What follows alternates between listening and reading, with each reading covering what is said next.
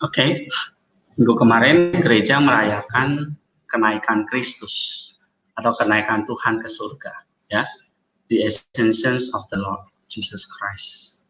Nah, seringkali dalam kekristenan perayaan seperti ini dianggap perayaan yang kecil dan bahkan cenderung dilupakan atau kita miss gitu ya, karena di tengah minggu biasanya. Ya, kenaikan Kristus itu beda misalnya dengan Natal atau Paskah gitu ya, tapi di Ascension ini sebetulnya juga memiliki atau satu perayaan yang besar, ya, artinya punya pengajaran atau punya tradisi teologis yang sangat dalam buat kita. Ada yang tahu nggak di sini? Ada yang tahu nggak di sini apa arti kenaikan Kristus? Atau ada yang pernah lihat ikonnya nggak? Ikonnya yang sangat penuh nuansa misteri, ya, penuh nuansa ilahi. Misalnya di sini ikon berwarna kuning ini, ya, kuning itu kalau kita lihat di sini kita nanti bisa bagi jadi dua bagian yang di atas, ya, dengan bagian yang di bawah, sih, ya, yang di atas dan yang di bawah. Nah, ini nuansa misterinya, nuansa ilahinya, dan nuansa teologisnya itu sangat kelihatan. Nah, ini kita bisa narasikan, ya, seperti Tuhan mengajarkan kerajaan surga pakai cerita. Nah, kalau cerita itu kan bisa digambarkan, ya, bisa dilukiskan. Misalnya kemarin kita lihat seperti ikon anak yang hilang ini. Nah, ini sebetulnya kan berawal dari cerita, kemudian dilukiskan atau digambarkan. Dan ini bisa jadi semacam perumpamaan gitu, ya, atau media cerita untuk mengajar. Nah, kita juga bisa sebetulnya peristiwa, walaupun ini bukan cerita dongeng atau perumpamaan, tapi ini menjadi satu peristiwa yang hidup, sejarah, fakta, tapi dilukiskan, ya, sehingga dengan adanya lukisan ini atau ikon ini, ajaran tentang kenaikan Kristus itu terpelihara dan nggak bisa diubah-ubah gitu, ya, karena sudah dilukiskan dalam ikon ini. Oke. Nah, kita lihat di sini tadi saya katakan kenaikan Kristus punya signifikan, ya, sangat penting di dalam perjalanan keselamatan kita. Oke. Jadi segala sesuatu yang Tuhan kerjakan itu selalu punya dampak kepada kita. Misalnya Tuhan datang, Tuhan mati, Tuhan bangkit, lalu Tuhan naik ke surga, dan dia akan datang kembali, itu selalu punya dampak hidup atau mati buat diri kita sendiri. So that's why kamu harus tahu, ya, apalagi kalian mau nanti mengajar, ya, jadi hamba Tuhan, jadi pendeta, jadi penginjil. Nah, salah satu event terbesar yaitu Kristus yang naik ke surga itu secara teologis dan apa makna bagi kita dalam keselamatan kita. Nah, ini harus kita pelajari, ya, kita tahu. Tapi bukan saja kita tahu, oh, artinya seperti ini, tapi juga buat kehidupan rohani kita sendiri, ya, buat keselamatan kita, buat keselamatan umat yang kita ajarin. Buat saya sendiri ini artinya apa, ya, lalu buat kalian apa gitu. Nah, jangan sampai kita pun miss salah satunya. Tuhan mengatakan Dia datang menggenapkan seluruh Taurat. Ya kan? Taurat Perjanjian Lama. Tidak ada seiota pun yang terlewatkan, yang miss gitu. Oke? Dia menggenapkan berarti dia menjadikan penuh, Taurat itu dijadikan nyata di dalam dirinya. Jadi kalau kita mau lihat di Perjanjian Lama itu Taurat lisan, Taurat tertulis. Nah, di Perjanjian Baru kita lihat Taurat bukan lisan lagi, bukan tertulis lagi, tapi Taurat yang benar-benar kita bisa raba, bisa lihat, bisa sentuh. Ya, Taurat yang jadi hidup. Jadi daging, jadi manusia. Nah, sekarang kita yang hidup dalam era menuju era gereja ya, era Perjanjian Baru ini, Taurat yang kita harus genapi apa? Bukan Perjanjian Lama lagi. Karena Perjanjian Lama itu sudah digenapi. Tapi Taurat yang kita harus genapi itu apa? Sama seperti Kristus menggenapi Taurat Perjanjian Lama, kita sekarang menggenapi Taurat apa? Atau menggenapi Taurat itu kan hukumnya. Menggenapi hukum apa? Hukum Kristus. Ya kan? Kita sedang menggenapi hukum Kristus atau Tauratnya Kristus. Yang sudah jadi orang ini. Yang jadi manusia sekaligus Allah. Nah, kalau kita mau menggenapi Taurat atau hukum Kristus, boleh satu iota pun kita miss? Nggak boleh. Semua mesti digenapi. Ya, nah oleh sebab itu seluruh apa yang Tuhan kerjakan, Taurat itu kerjakan. Ya, dia datang, dia melayani, dia menderita, dan termasuk ini dia naik ke surga. Nah, kita nggak boleh miss gitu. Gereja nggak boleh miss. Sih, ya, kita mesti apa? Genapi juga dalam hidup kita. Oke, kalau Tuhan mengajarkan cinta, kasih dan semuanya itu kita kerjakan. Itu artinya kita genapi. Ya, kalau Tuhan bilang dia naik ke surga untuk apa dan untuk apa, sementara kita ngapain di sini, mesti ngapain. Akibat dia naik ke surga itu terus kita mesti ngapain. Nah, itu kita mesti genapi. See? Ya, kita mesti apa? Kerjakan apa yang dia perintahkan. Ya. Nah, kalau kalian baca misalnya dalam Kisah Rasul pasal 1 ya, atau dalam kitab Injil itu diceritakan tentang kenaikan Kristus. Ya. Nah, lalu kalau Kristus naik, dia memerintahkan apa? Kristus naik, maka Roh Kudus itu turun. Nah, itu tergenapi dalam hidup kita. Benar nggak Roh Kudus itu turun ke dalam hatimu? Tergenapi nggak? Ya, tadi saya katakan sebagai lagi kita ini sedang menggenapi apa? Hukum Kristus. Salah satunya dia naik ke surga. Nah, akibat dia naik ke surga, Roh Kudus itu turun. Kalau Roh Kudus turun, tergenapi nggak dalam hidup? Nah, tergenapi nggak? Ya kan? Dia naik ke surga, lalu dikatakan kamu menjadi saksiku. Ya, memang diucapkan kepada para rasul. Maka terjadilah berdirinya gereja dan semuanya. Tapi firman Tuhan kan bukan untuk para rasul saja kan? Karena kita sedang menggenapi hukum Kristus. Jadi ini buat kita juga. Kalau buat para rasul ya udah, kita nggak perlu baca kitab suci kan? Kita nggak perlu menggenapi hukum Kristus. Tapi karena kita sedang menggenapi hukum Taurat atau hukum Kristus itu, so kalau dikatakan dia naik ke surga, lalu di sini para rasul menerima mandat, ya, menerima apa? Kamu akan menjadi saksiku, misalnya dalam Kisah Rasul 1 ayat 8. Roh Kudus itu turun, lalu kamu menjadi saksiku. Berarti menjadi saksi Kristus itu harus kita genapi nggak? Halo kita genapi nggak?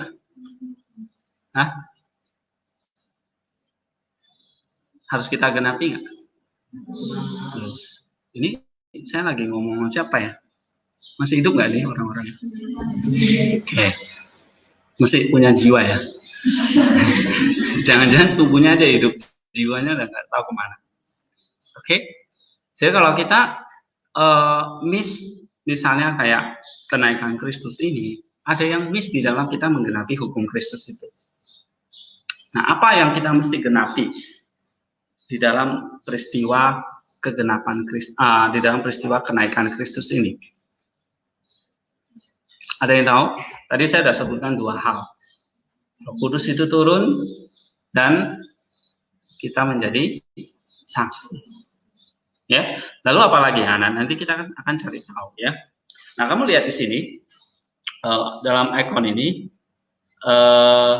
Kristus ada di atas, sedangkan para rasul dan Bunda Maria ini ada di bawah. Lalu di sini ada malaikat yang melayani Kristus dan juga ada malaikat yang bersukacita bersama dengan mereka. Ya, dan tangannya itu begini, berarti mereka berdoa. Ya, Bunda Maria itu berdoa. Lalu para rasul ini terkesima gitu.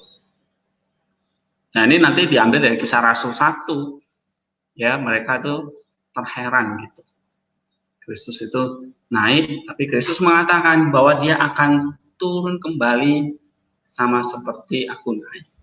Ya, coba kita baca Kisah Rasul 1.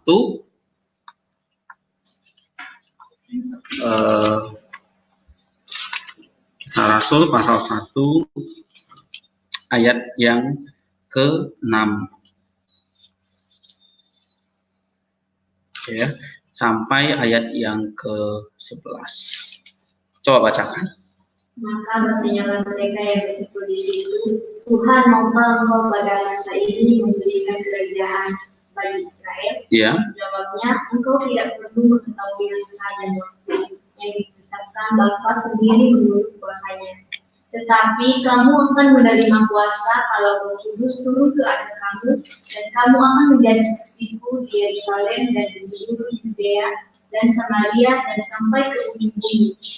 Sesudah ia mengatakan demikian, terangkatlah ia disaksikan oleh mereka dan awan menutupnya dari pandangan mereka. Ketika mereka sedang menatap ke langit waktu ia naik itu, tiba-tiba berdirilah dua orang yang berpakaian putih dekat mereka dan berkata kepada mereka, hai orang-orang Galilea, mengapa kamu berdiri melihat ke langit? Yesus ini yang terangkat ke surga meninggalkan kamu akan datang kembali dengan cara yang sama seperti kamu melihat dia naik ke surga. Oke, jadi pelukis ikon ini mengilustrasikan ya, menggambarkan apa yang terjadi ketika Yesus diangkat ke surga. Kamu perhatikan di sini, ya. Jangan lihat di laptop dulu, lihat aja di depan ini. Tangan nggak usah ketik, fokus. Dalam Kisah Rasul yang dibaca tadi, lihat mereka para murid itu menatap ke langit, ya, menatap ke langit. Lalu di situ ada dua orang berpakaian putih di dekat mereka. Ya, seringkali kita miss kalau kita baca ini, kita nggak peduli siapa dua orang putih. Nah, gereja mengajarkan ini adalah para malaikat yang ada di tengah-tengah mereka. Nah, ini artinya apa? Baik manusia dan malaikat ini menyaksikan. Jadi baik manusia itu dari ruh dan roh, malaikat itu roh. Ya, jadi semua jenis ciptaan yang Tuhan ciptakan ya, misalnya makhluk ya, makhluk spiritual dan manusia ini sama-sama menjadi saksi bagaimana Kristus itu terangkat. Ya, oleh sebab itu di dalam ikon ini maka ada dua orang berpakaian putih di antara mereka. Nah, yang jelas di sini di tengah-tengah digambarkan Theotokos atau Bunda Allah, Bunda Maria, ya, dia hadir di sana. Memang di situ tidak dituliskan secara eksplisit ada Bunda Marianya, ya, tetapi pastilah dia hadir di sana dan para rasul, ya kan? Dan nanti pada saat Pentakosta kalau kita baca nanti ada lebih kurang lebih dari ini ya, 120 orang. Nah, kamu lihat waktu Kristus ada di bumi ini, dia sudah apa namanya menjadi kesaksian ya, atau dia disaksikan lebih kurang berapa orang? 500 lebih orang ya, bahwa dia bangkit. Nah, sekarang bahwa dia naik di situ juga disaksikan begitu banyak orang, yaitu mereka berkumpul, mereka bertanya. Ya, tentulah ini orang-orang yang sebagian dari 500 orang itu. Ya, pastilah para murid dan juga ibunya sendiri. Oke.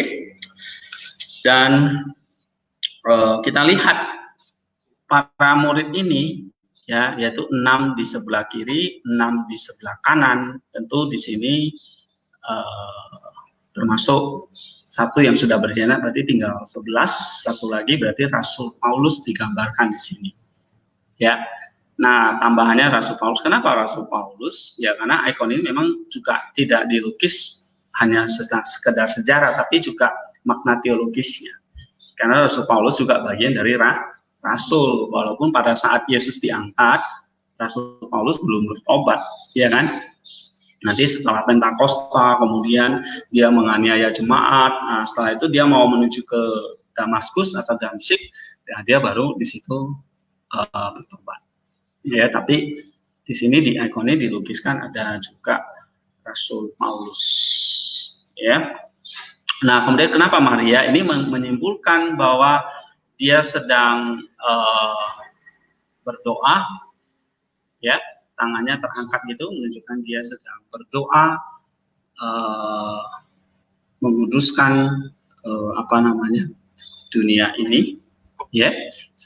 Para rasul itu menatap ke langit, dan di situ dikatakan ayat yang ke-9 dan 10, ya, Tuhan mengatakan, hai orang Galilea, mengapa kamu berdiri melihat ke langit? Yesus ini yang diangkat ke surga meninggalkan kamu akan datang kembali dengan cara yang sama seperti kamu melihat dia naik ke surga. Oke? Nah, ini semua adalah kesaksian ya. Nah, tentu kalau kita pelajari di sini, dia naik ke surga, ada hal-hal yang mesti digenapi oleh para murid ini kan. Itulah sebabnya ikon ini yang menyaksikan mereka hanya di sini para murid dan Bunda Allah ini, karena mereka lah nanti yang akan menjadi saksiku ya, di Yerusalem, di seluruh Yudea, Samaria, dan sampai ke ujung bumi. Karena mereka diangkat menjadi rasul atau menjadi pewarta Injil. Makanya di ikonnya yang dituliskan adalah mereka. Sebab mereka inilah yang akan menjadi saksiku di seluruh bumi. Nah, jadi kenaikan Kristus ke surga itu, kalau kita memenuhi hukum ini, maka nggak ada tawankah di seluruh bumi. Ya, ingat sekali lagi, tidak ada hukum Kristus yang nanti nggak digenapi. Sama seperti tidak ada hukum Taurat yang dia tidak genapi. Ya, karena Allah itu sempurna, kudus, maka seluruh hukumnya akan digenapi. Dan kita sekarang sedang menggenapi itu. Nah, sebenarnya kita harus tahu nih, apa yang kita mau genapi dari kenaikan Kristus ini. Ya. Nah, yang pertama, kamu menjadi saksi. Yang kedua, di situ dikatakan Roh Kudus akan turun ke atas kamu. Ya, di ayat berapa itu dikatakan 8 ya. Tetapi kamu akan menerima kuasa bila mana Roh Kudus turun ke atas kamu. Nah, berarti kamu dipenuhi oleh Roh Kudus. Lalu kamu menjadi saksi. Nah, kita lihat bagian tengah di sini ya. Ini adalah Kristus naik ke surga itu di atas bukit Zaitun. Ya, maka ini gambaran berbukit. Coba kita lihat di ayat keberapa itu.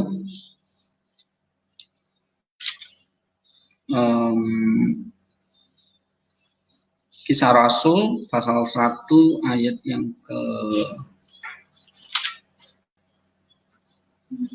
12 ya. Lalu kembalilah rasul-rasul itu ke Yerusalem dari bukit yang disebut Bukit Zaitun. Nah, jadi di tempat yang tinggi, ya.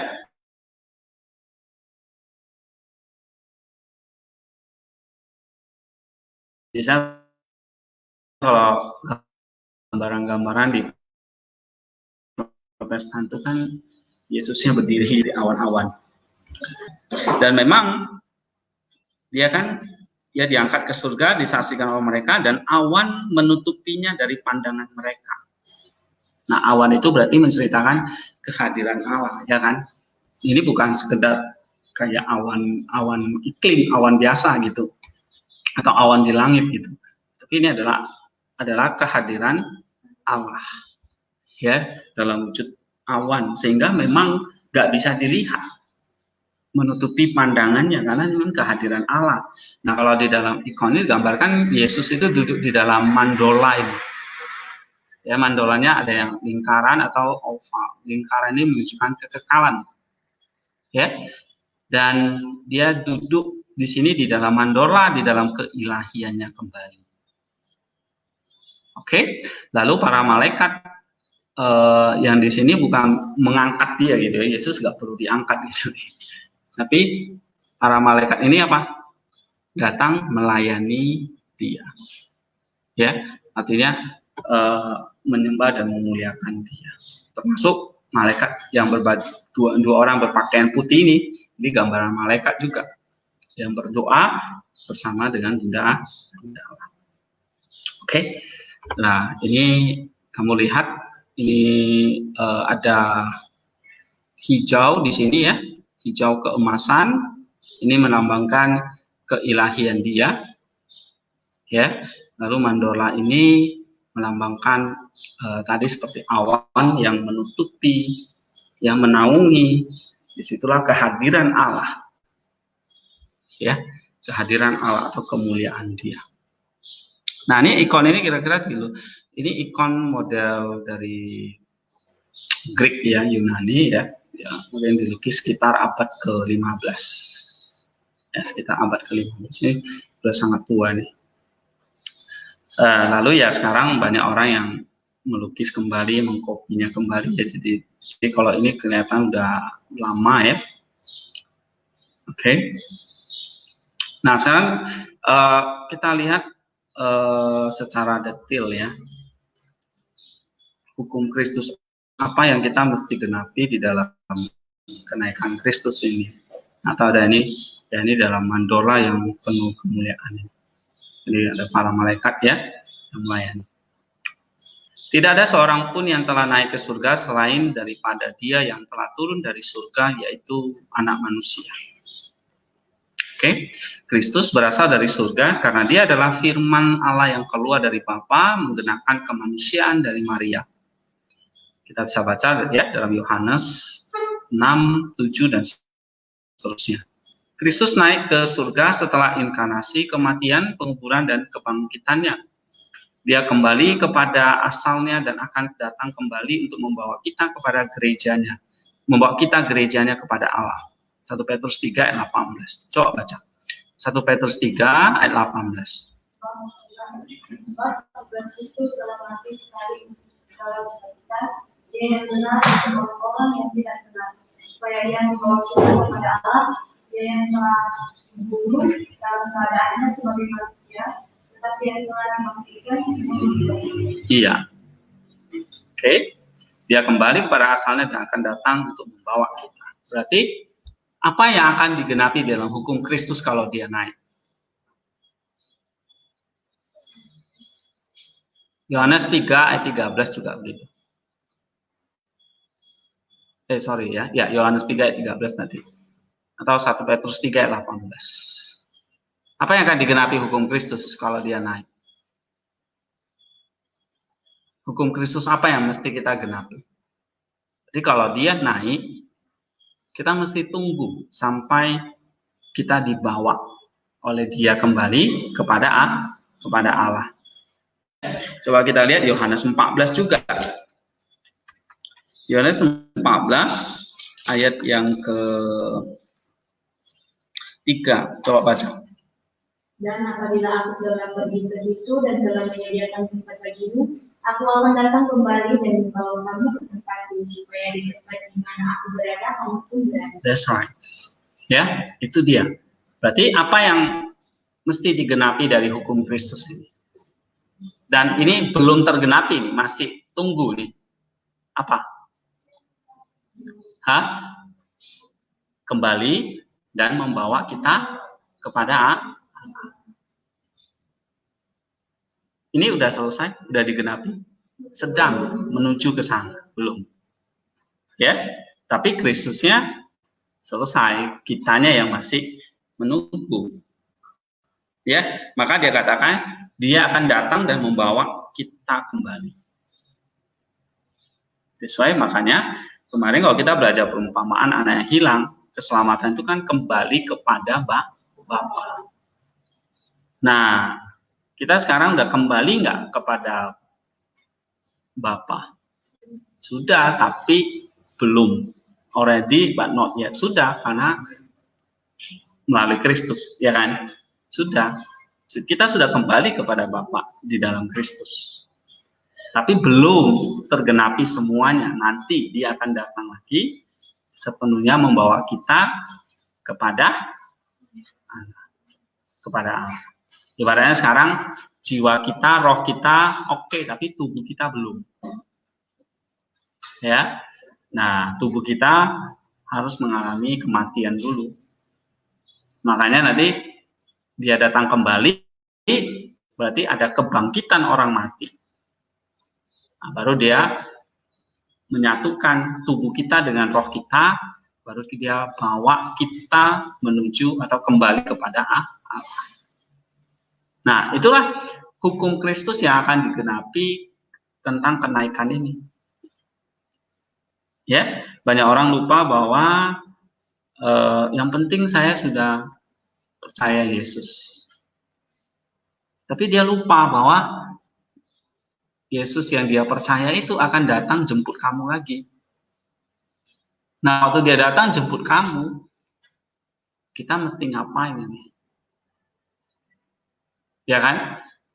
Jangan-jangan nanti dia datang jemput kamu, dia nggak kenal kamu yang sok-sok kenal dia. Oke? Siapa lu? Gua nggak kenal lu, gitu. Ya, bahasa orang Betawi. Gitu. Nah, that's why hukum Kristus ini kita mesti genapi, jangan sampai ada yang kita tinggalkan. Oke? Karena kalau kita hanya fokus kepada satu event Natal misalnya ya, kita bisa melupakan yang lain gitu. Kenaikan Kristus ke surga memberikan kita waktu dan tempat untuk bertumbuh, mengikuti jejak Dia.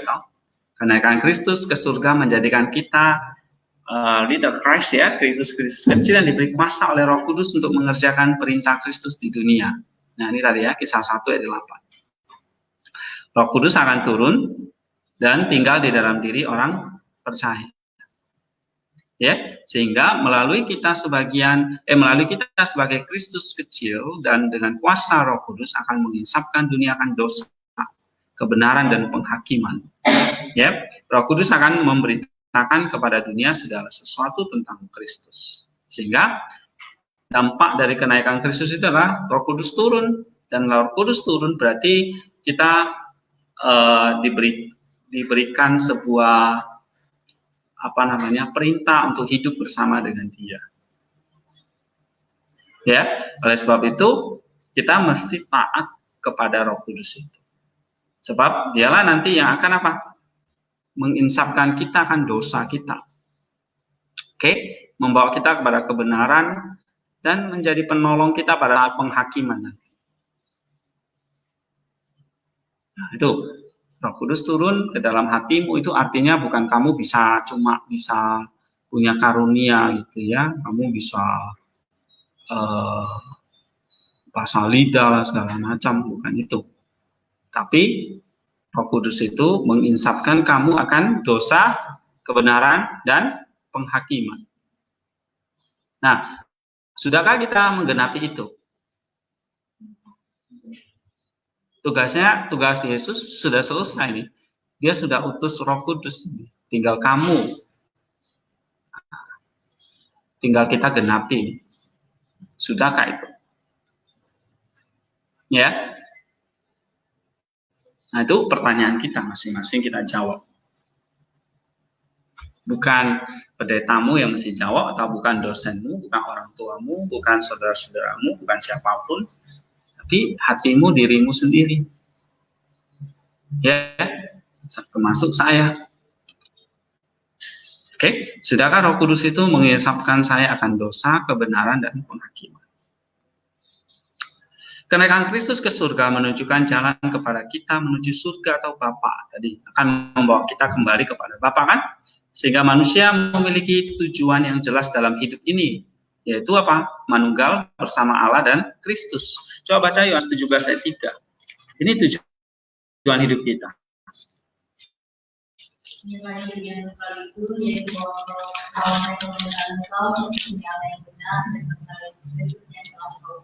Oke.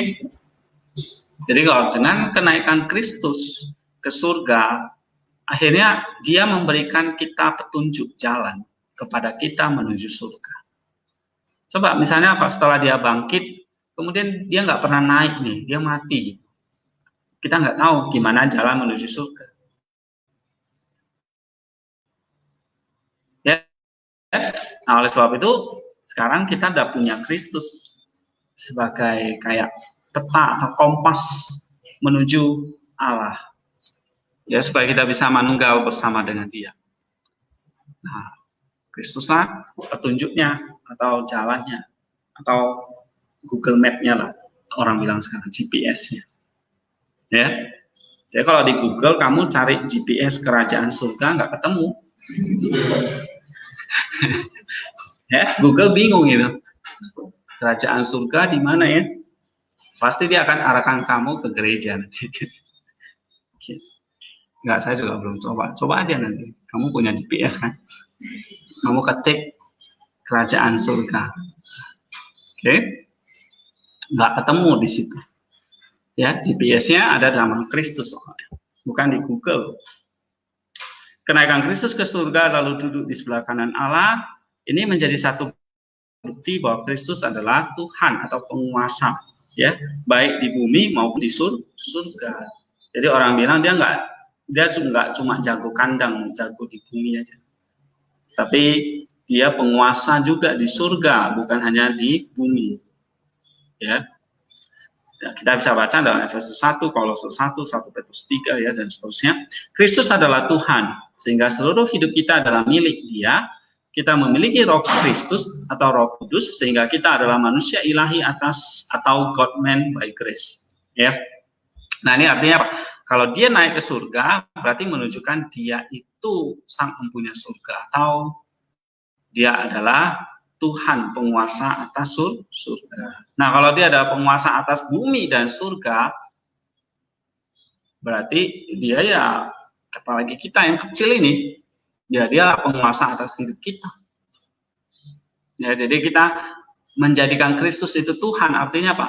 Menjadikan dia penguasa atas bumi dan surga dan seluruh hidupmu. Karena dia yang mempunyai semesta ini. Baik yang bumi, langit yang kelihatan maupun alam roh yang tidak kelihatan. Ya. Sehingga betapa mulianya kita bisa percaya dan menyembah Kristus. Dia adalah firman Allah yang berinkarnasi. Anak tunggal Allah, pola ciptaan manusia, yaitu gambar dan rupa Allah sendiri, juru selamat manusia, jalan dan kebenaran, membawa manusia kepada Bapa, Tuhan dan pemilik hidup manusia, dan sasaran atau tujuan hidup orang beriman. Oke? Ada satu nyanyian, ya, misalnya di dalam liturgi ini, ya, saya buka dulu di dalam Vesper.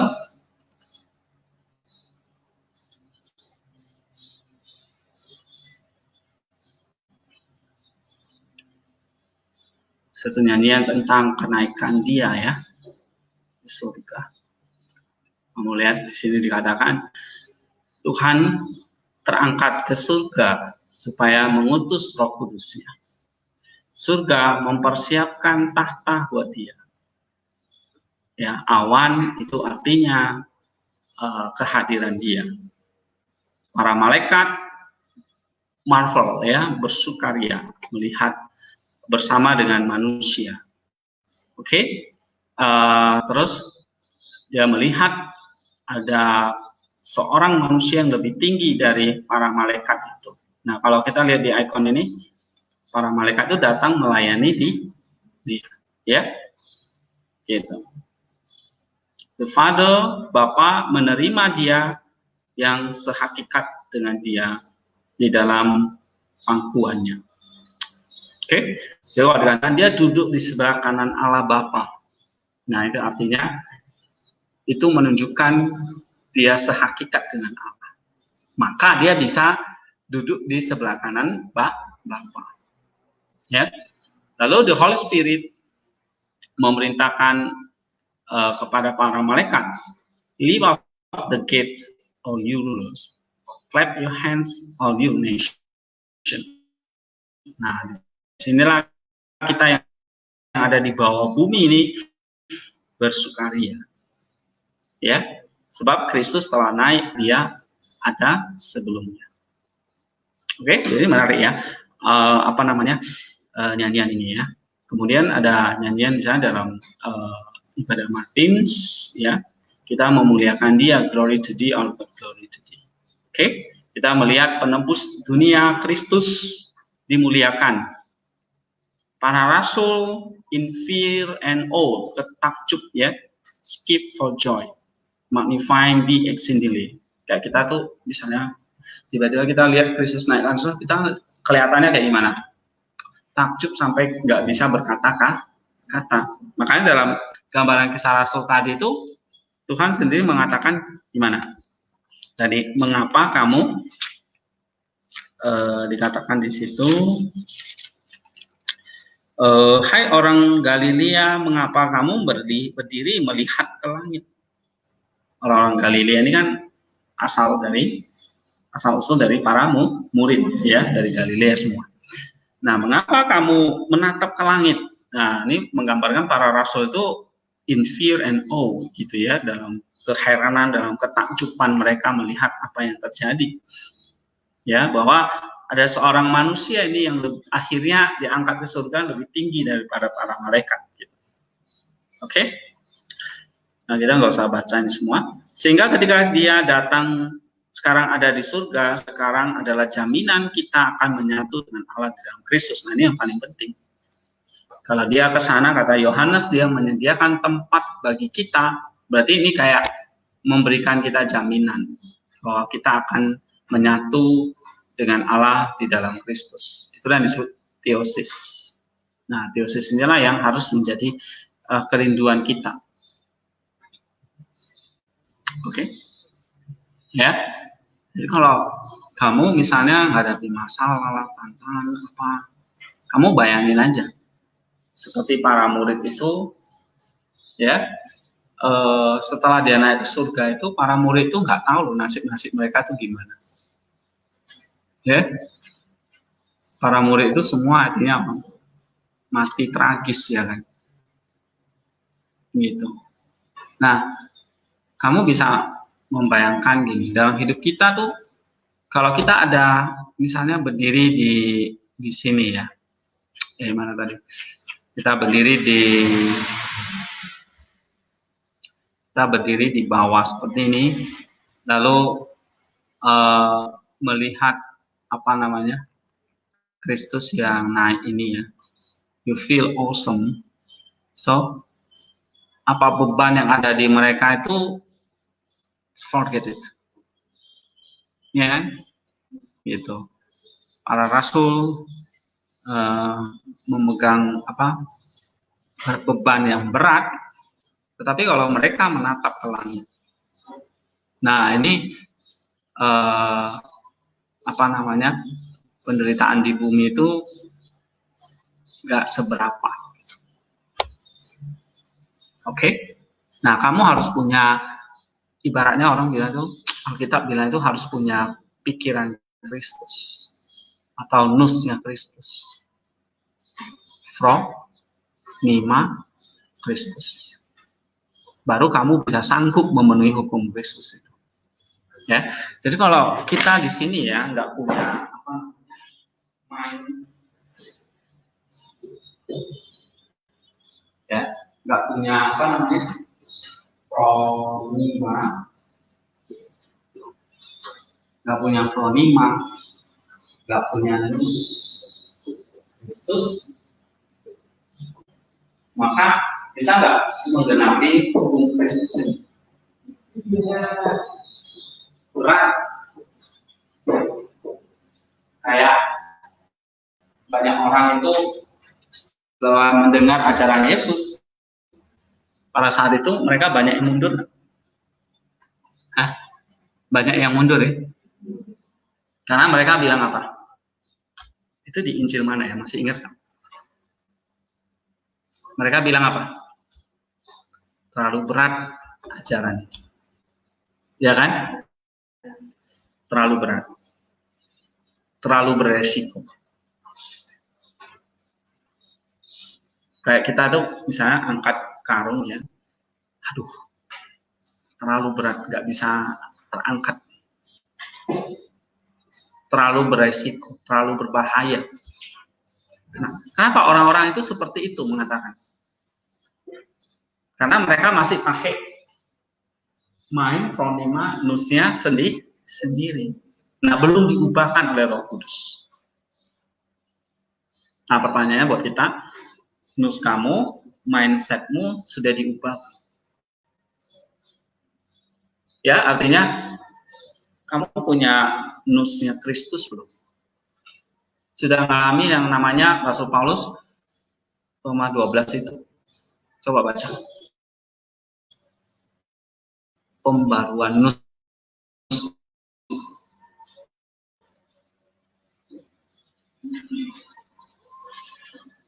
Sudah mengalami enggak pembaruan atau perubahan akal budi, nus kamu? Roma 12 ayat 1 dan 2 itu. Ya. Roma 12 ayat 2. Nah, kalau belum mengalami, maka kita enggak akan bisa memenuhi, karena kita akan lihat ini semua Pak, terlalu berat, terlalu beresiko, tidak masuk akal, kasih gigi kanan, ditampar gigi kanan, di atau kebalik yang kita disuruh ngapain? Kasihi alamu dan sesama. Kita disuruh ngapain? Taat sampai mati. Kita nggak disuruh cuma nyanyi-nyanyi, Tuhan itu baik, sangat baik. Nggak cuma gitu doang. Ya, jadi kalau dari orang Kristen tuh happy-happy aja, karena ya di gereja cuma tepuk tangan happy-happy doang gitu. Oke? Nah, kata Ibrani, kamu bukan hanya minum susu, tapi dikasih makanan keras. Ya, jadi kalau cuma bisanya tepuk-tepuk tangan itu susu aja.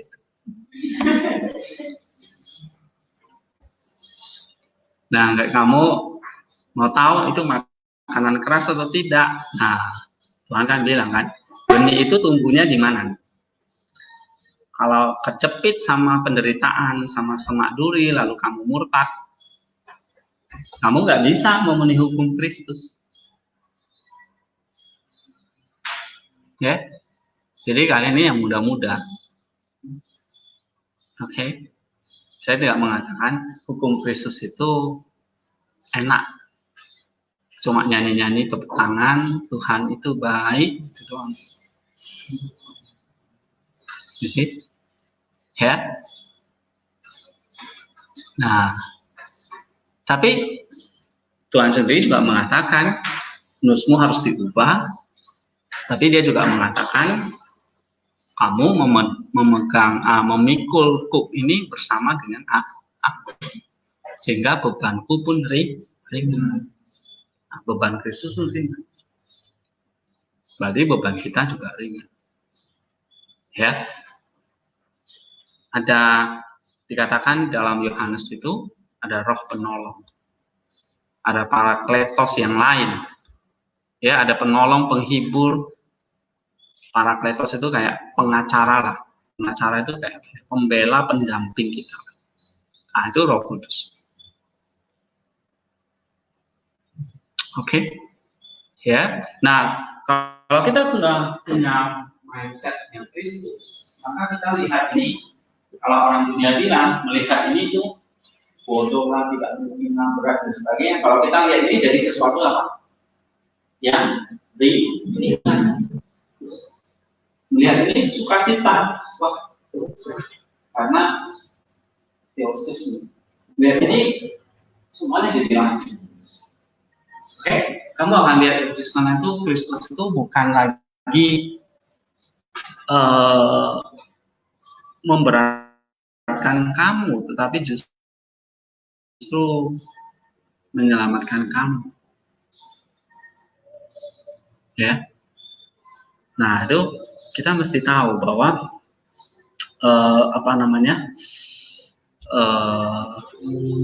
seperti para murid inilah. Ya. Mereka punya nusnya Kristus. Maka kata Rasul Paulus, dalam segala sesuatu aku bisa mengucap syukur. Walaupun dia harus dipenjara dan sebagainya, ya. Walaupun dia katakan manusia jasmani aku semakin merosot. Nah, kenapa kok Alkitabnya itu kok bisa mengatakan sesuatu yang kayaknya terlalu berat buat kita? Karena mereka semua sudah punya itu. Fronimanya sudah fronima Kristus. Oke. So, that's why belajar gak hanya dapat pengetahuan teologi, tapi bagaimana mengubah mindset kita. Ya, sometimes kita bisa kecewa sama orang, ya, bisa kecewa sama gereja atau orang-orang tertentu, tapi nggak akan mengubah kita atau membuat kita itu meninggalkan hukum Kristus. Ya, gitu. Ya, nggak usah lihat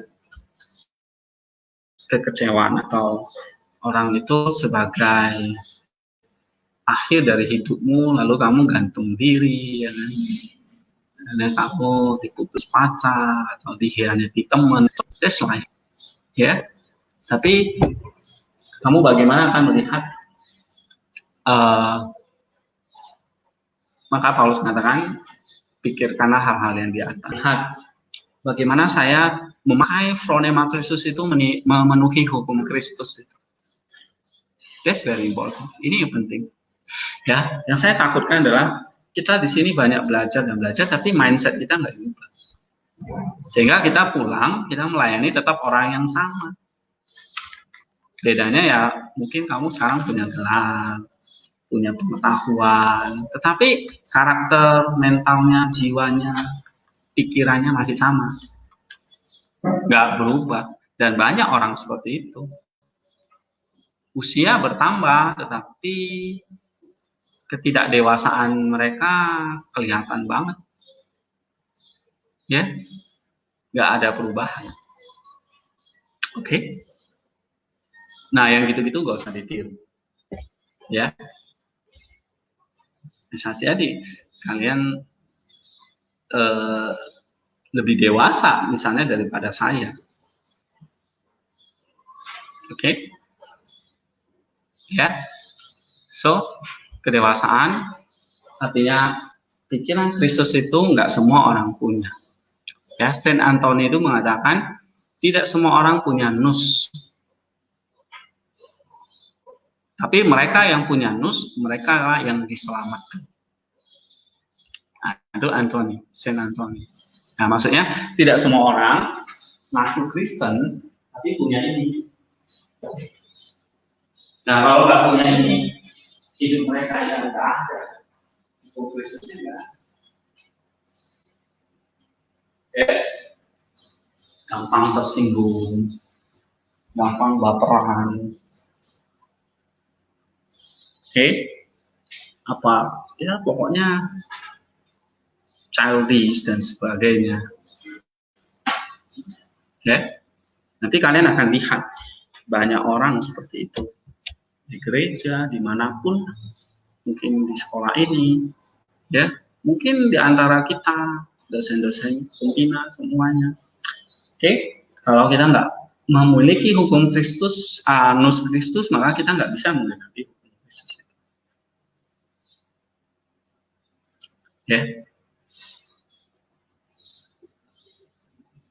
Semoga di sini semua tersindir ya.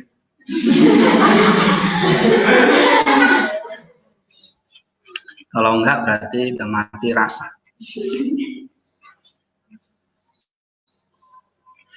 Kita lanjut sebentar lagi.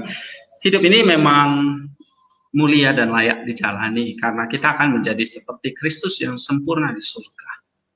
Ya, kenapa hidup ini layak dijalani? Banyak alasan, satu-satunya adalah Christ loves you. Karena Kristus mengasihi kamu. Ya, ini kata Onyarus. Karena dia sudah berkorban banyak buat kita. Sampai tadi malam, kemarin kita belajar, kasihnya itu seperti kayak memaksa kita. Ya. Jadi kalau kita ngalami kekecewaan dalam pelayanan nanti, atau karena sikap seseorang dan sebagainya, ya kamu ingat pakai akronimanya Kristus, ingat Kristusnya, ya, atau kamu baca buku ini, artikel saya, jadi ini disimpan baik-baik sampai mati, dan kamu ajarkan sama anak cucumu, ya. Makanya artikel-artikel seperti ini, ya dibacalah, ya. Ini saya tulis sudah lama ya, 2018 ini. Cuma saya baca lagi, saya terberkati lagi. Rasul Paulus mengungkapkan kuasa kenaikan Tuhan dengan cara ini. Tatkala ia naik ke tempat tinggi, ia membawa tawanan-tawanan, ia memberikan pemberian-pemberian kepada manusia. Setelah memuaskan kebenaran Allah, Tuhan membuka bagi kita semua harta kebenaran.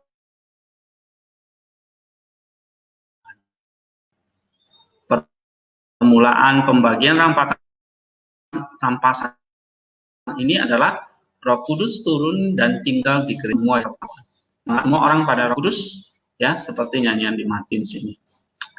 Kenaikan Kristus sekali lagi memberikan kita akses kepada Roh Kudus, datang kepada Dia katanya. Ya, ini dalam ibadah itu mengajak umat ini loh, ayo datang kepada Roh Kudus. Makanya nanti 10 hari kemudian ada Pentakosta. Ya, Kristus menjadikan Roh Kudus yang menguatkan para murid. Tadi dalam Kisah Rasul 1 ayat 8 ya. Nah, ini tentang ikon. Di sini salah satunya ada 2 malaikat, ya. Apakah ini memenuhi hukum Taurat, Kak? Kenapa kok Kristus naik itu kok ada 2 orang yang muncul? Nah, ini sebenarnya memenuhi Perjanjian Lama. Dalam Mazmur 18 ayat 10 dikatakan di sini, dia naik, kerub dan terbang. Ia melayang di atas sayap angin. Makanya di dalam ikon itu kenapa digambarkan ada 2 kerub yang terbang, melayang dan melayani mereka. Ini. Dan dia lebih tinggi daripada malaikat ini. Ya, ini bukan malaikat biasa, ini malaikat dengan tingkatan paling tinggi ini. Kalau ini adalah malaikat yang memang diutus untuk melayani manusia. Tapi ada malaikat yang kerub istilahnya, ya. Nah, itu khusus melayani Allah. Oke, nah ini menggenapi apa yang dikatakan di dalam Mazmur 18 ayat 10. Ya, dia naik kerub dan terbang, yang melayang di atas sayap angin. Malaikat tidak memegang atau menopang mandorla ya, karena juru selamat kita naik dengan kekuatannya sendiri dan tidak membutuhkan bantuan mereka. Oke, dalam beberapa versi ikon kenaikan, sebagaimana telah dinyatakan, malaikat digambarkan meniup sangkakala, seperti kayak Allah naik dengan sorakan, Tuhan dengan bunyi sangkakala. Oke. Rasul Paulus digambarkan sebagai penonton di antara kelompok para murid di sisi kiri ikon. Namun secara historis dia tidak mungkin bersama para murid kan. Tapi secara teologis ya dia dimasukin di situ. Ya, dia termasuk untuk mewakili semua orang percaya kepada Kristus tanpa hadir pada saat ini. Jadi dia mewakili semua orang yang percaya kepada Kristus. Para murid tampak agak bingung karena mereka belum diperkuat atau belum dipenuhi oleh kuasa Roh Kudus. Nah, Theotokos menempati posisi yang menonjol di tengah, persis ya kan, di bawah ikon dengan dua malaikat berdiri di sisinya. Tadi ya, yang berbaju putih tadi. Ini dipandang tidak hanya sebagai Bunda Juru Selamat, sebagai Bunda Gereja, karena dia melayani sebagai jembatan Allah bagi umat manusia. Perhatian para murid terbagi. Beberapa memandang Maria, yang lain memperhatikan Kristus yang naik. Sementara memandang ke arah penonton dengan tangan terangkat dalam doa ya, atau orange. Nah, dia sendiri di antara para murid membawa ekspresi ketenangan pada apa yang terjadi, wajah yang sangat tenang, penuh doa. Bukan seperti para murid yang masih keheranan gitu ya. Nah, ekspresi tenangnya adalah ekspresi yang lahir dari kepercayaan penuh pada putranya, sebagaimana diungkapkan dalam 3 ayat dari nyanyian Katikos dan liturgi. Salam tangga surgawi yang dengannya Allah turun, salam menjembatani orang-orang terkemuka dari bumi ke surga. Nah, sebagai gambaran gereja, Maria berdiri tepat di bawah Kristus, tangannya terangkat dalam doa ketika dia bersyafaat kepadanya untuk kita. Ini adalah doa untuk gerejanya, untuk kita. Meskipun Alkitab memang tidak mengatakan apa-apa tentang Maria yang hadir di kenaikan, tapi tradisi mengajarkan dengan tegas bahwa dia hadir. Misalnya ada nyanyian-nyanyian ya, di antaranya misalnya di sini Theotokos itu berdoa ya bersama dengan para murid. Oke, Uspensis dan Losky menggambarkan topografi ikon. Ini yaitu di Bukit Zaitun ya, posisinya di puncak gunung atau di pemandangan berbukit. Oke, ini sesuai informasi di dalam Lukas juga ya, dari Lukas kisah 1 ayat 12 nanti.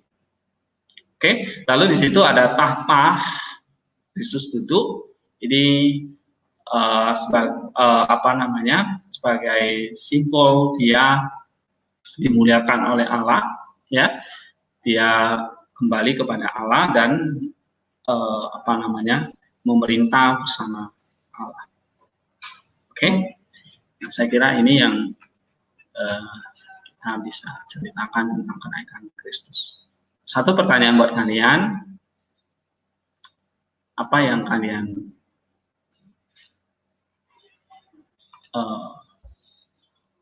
katakanlah pelajari ya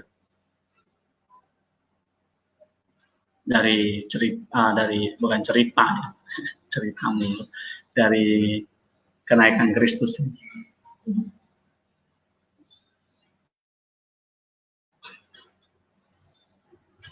Eti, apa?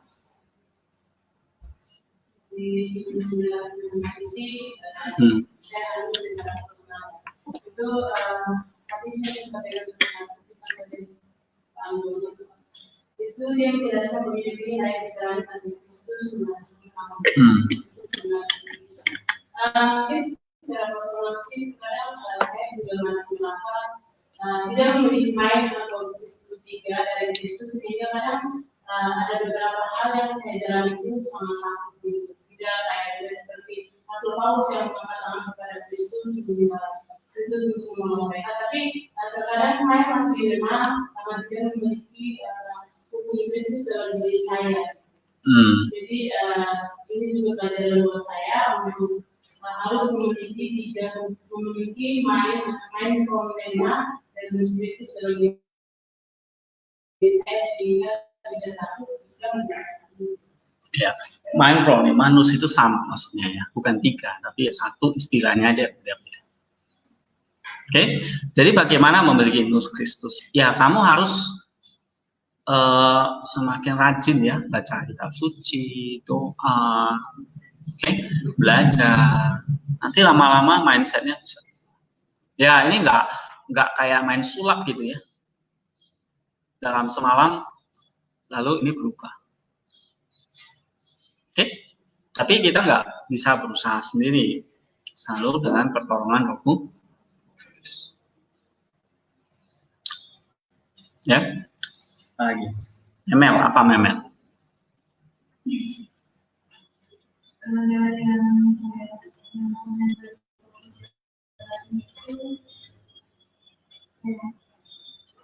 dalam kita itu ini kan rasa kekecewaan semua orang lalu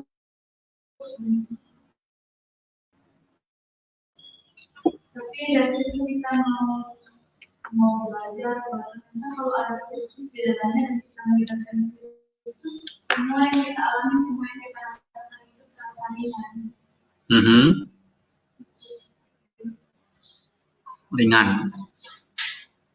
Ringan, kenapa ringan? Karena melibatkan Kristus di dalamnya.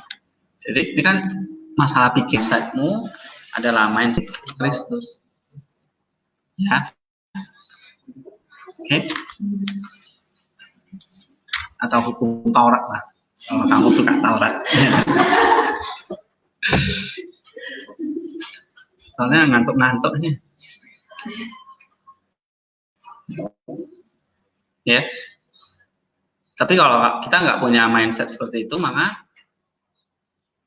ya yang kita penuhi apa? Hukum dosa. Nah, ini kan kalau Tuhan bilang di dalam Roma pasal 7 ya. Mau baca Roma pasal 7.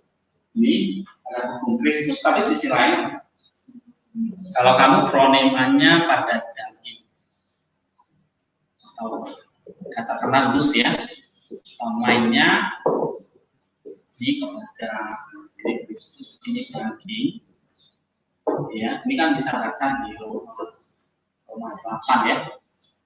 Oke. Jadi daging Roma pasal 8 juga kamu akan memenuhi hukum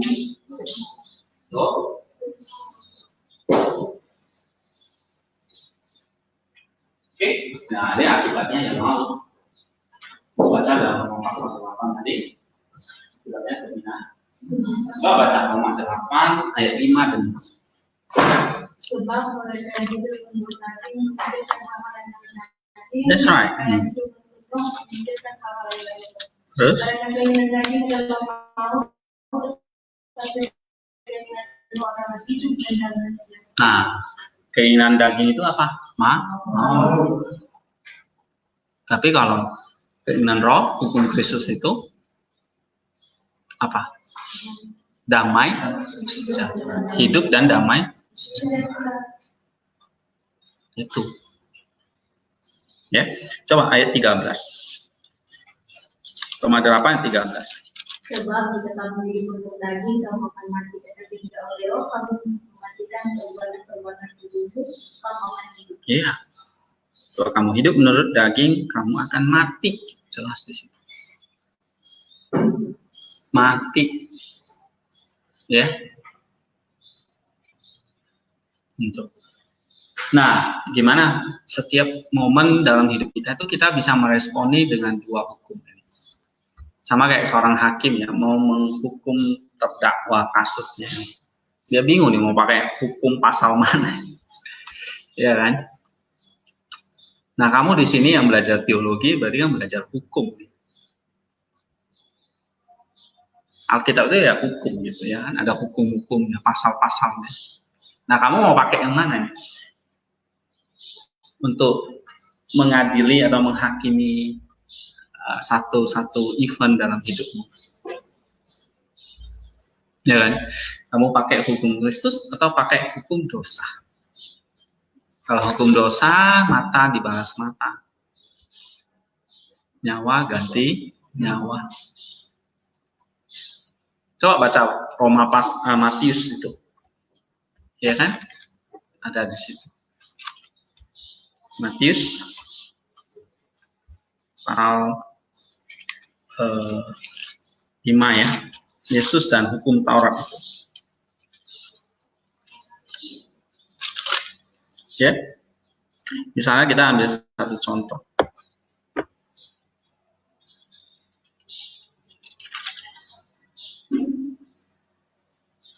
Misalnya kita ambil Matius 5:38. Kamu telah mendengar yang difirmankan, mata ganti mata, gigi ganti gigi. Tapi aku berkata kepadamu, janganlah kamu melawan orang yang berbuat jahat kepadamu, melainkan siapapun yang menampar pipi kananmu, berilah juga kepada pipi kiri. Ya, gitu. Nah, misalnya seperti itu. Lalu dalam hidupmu kamu menghadapi nih satu peristiwa, kamu mesti milih ayat 38 atau 39.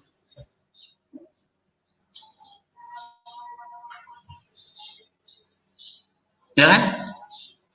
Sampai suatu saat kamu diperhadapkan nih seperti hakim, kamu mesti milih nih menghukum dia pakai pas Matius 5:38 atau Matius 5:39.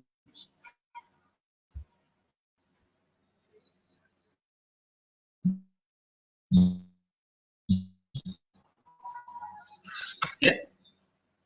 Kamu akan pakai ayat 38 atau 39. Mata ganti mata, gigi ganti gigi, Indomie ganti Indomie. Kamu curi Indomiku, aku curi Indomie. Oke? Nah, itu pilihan kita lagi. Tapi kalau kita punya ini manusia Kristus, maka kita akan pilih yang mana? Hukum Kristus. Nah, hukum Kristus itu yang 38 atau yang 39? Tahu dari mana? Kamu lihat ayat 39. Tetapi aku berkata kepada, akunya siapa di situ? Ya, itulah hukum dia. Ya, gitu. Ayat 40 coba baca.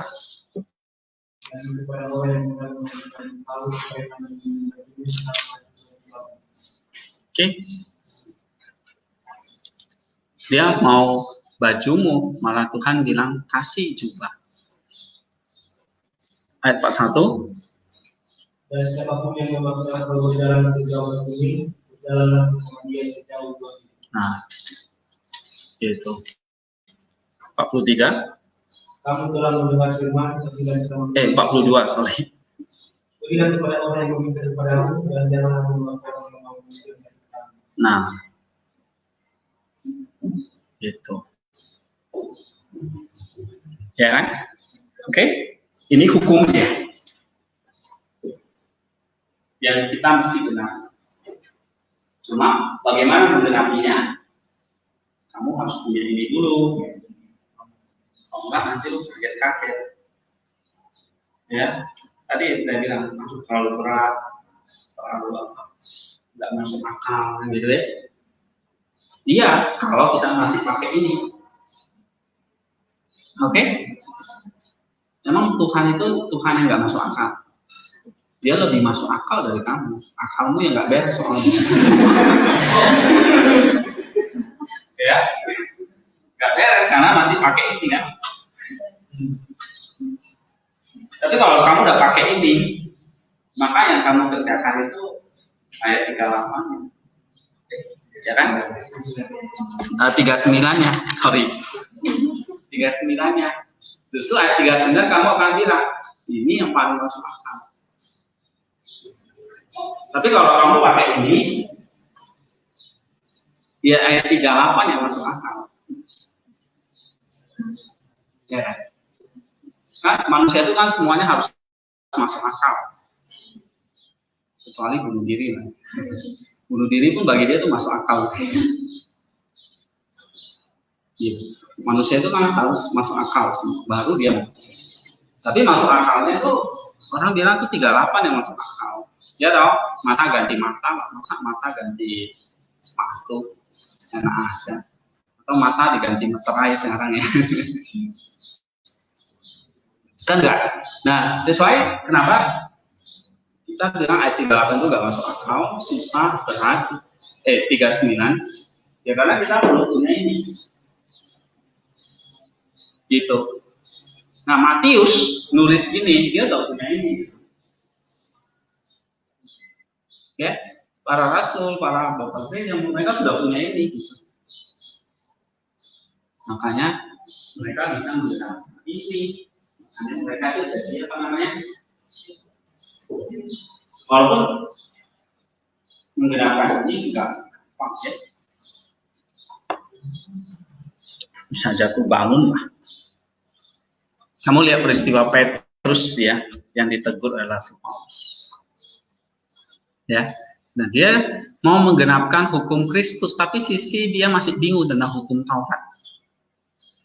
Boleh nggak dia makan dengan orang kafir gitu?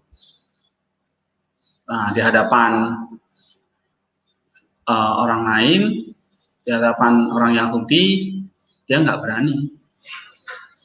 Ya kan? Tapi di hadapan orang-orang Kristen dia mau. Nah, Paulus bilang kamu munafik. Ya, Petrus bisa juga gagal. Ya, misalnya dia menyangkal Kristus 3 kali, ya kan? Oke. Jadi yang mau saya katakan adalah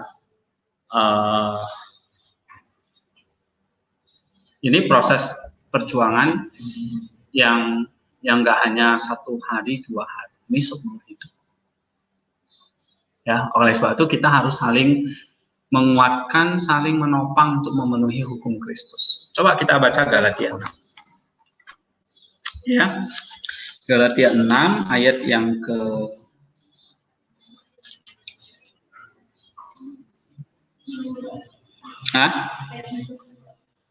Ya, bacakan.